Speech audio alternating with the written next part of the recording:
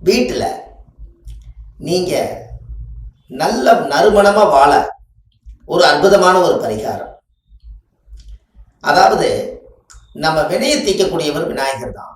ஆனால் உங்கள் வீட்டில் ஜனங்களெல்லாம் நம்ம சொல்லதெல்லாம் சந்தோஷ மகிழ்ச்சியாக வாழணும்னா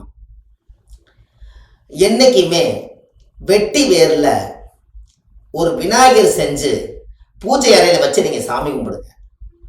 உங்களுக்கு எந்த பிரச்சனையாக இருந்தாலும் குடும்பத்துக்குள்ள அந்த தோஷத்தை நிவர்த்தி பண்ணும்.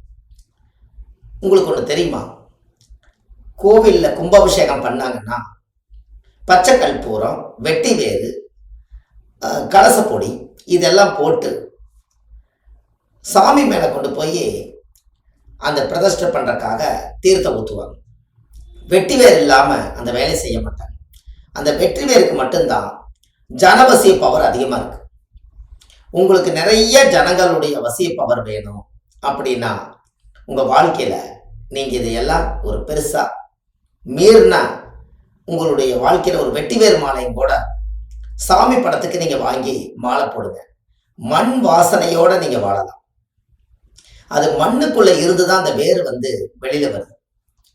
அதை நீங்கள் கண்டிப்பாக அது தெரிஞ்சுக்கும் போது உங்கள் வாழ்க்கை இன்னமும் நல்லா இருக்கும்.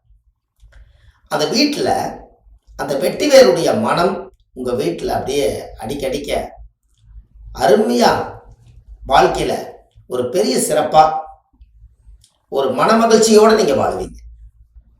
இதை நீங்கள் செஞ்சு பாருங்கள். அதனால தான் அந்த காலத்தில் அரண்மனையிலையெல்லாம் வெட்டி வேறு வாசம் அப்படிங்கிற ஒரு வாசத்தை எந்த ஒரு தீய சக்தி இருந்தாலும் அது நீங்கி ராஜாவுக்கு அந்த காலத்தில் வசிய பவர் அதிகமாக இருந்திருக்கு.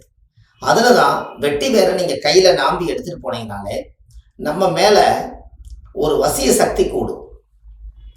நீங்கள் ஒரு பர்ஸ்லேயோ அல்லது உங்களுடைய பேக்கிலையோ வெட்டி வேற நீங்கள் வச்சுக்கங்க. உங்களுக்கு உபாசனமான வீட்டில் தெய்வங்கள் இருக்கும், அதுக்கு ஒரு வெட்டி வேறு மாலை வாங்கி போடுங்க.